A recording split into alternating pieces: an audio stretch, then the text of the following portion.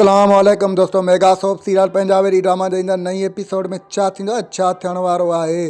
छा वॾेरो चाकर खान जाबिर खान खे सख़्तु सज़ा ॾींदो, छा जाबिर खान वारा जेको आहे पंहिंजे सौट सिकू खे ख़तमु करे छॾींदा, छा रूंडे वारा जेको आहे सो वलू खे मारे छॾींदा। इन सॼी तफ़सीलात ॼाणण खां पहिरियां जेकॾहिं अव्हां असांजे यूट्यूब चैनल ते नवां आहियो त महिरबानी करे असांजे यूट्यूब चैनल खे सब्सक्राइब करे घंटी जे बटन ते प्रेस करे नोटिफिकेशन ते ऑल करे छॾींदा, जीअं हर ईंदड़ नई नोटिफिकेशन सभ खां पहिरियां अव्हां ॿाहिरि हंधि बावक़्तनि पहुची सघे। दोस्तों सब्सक्राइब ज़रूरु कंदा, अव्हांजो सब्सक्राइब करण सां को बैलेंस कोन थो किरे, बहरहाल असांजी काफ़ी हौसला अफ़ज़ाई वधंदी आहे ऐं पंहिंजो क़ीमती राय कमेंट सेक्शन में ज़रूरु ॾींदा।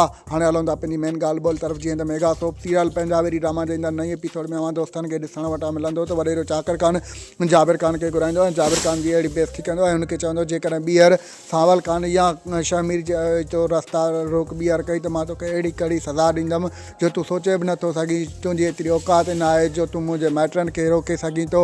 होॾां तव्हांखे ॿिए तरफ़ ॾिसण वटां मिलंदो त सिकू ऐं उनजो भाउ वलू पाण में ॻाल्हियूं कंदा। सिकू उनखे ख़बरदार कंदो त चवंदो जेको आहे तोखे रूंडे वारनि खां बि जेको आहे सो डिॼणु घुरिजे, छो त रूंडो बि वॾो कमीनो शख़्स आहे। हेॾो जाबिर खान असां बि विच ते अची फाता। होॾां ॿिए तरफ़ तव्हांखे ॾिसण वटां मिलंदो त क़ासिम खे पंहिंजो भाउ जाबिर खान चवंदो जेको आहे त मां वॾेरे चाकर खान ॾे वञा थो, थी सघे थो त उहो मूंखे सज़ा ॾे या ॿधी छॾे। मुंहिंजी बेगुनाही जो जेको आहे सबूत इहो सिकू आहे, तोखे सिकू खे पूरो करिणो पवंदो तॾहिं मां वञी बचंदुमि, न त जेको आहे चाकर खान मूंखे कॾहिं बि कोन छॾींदो।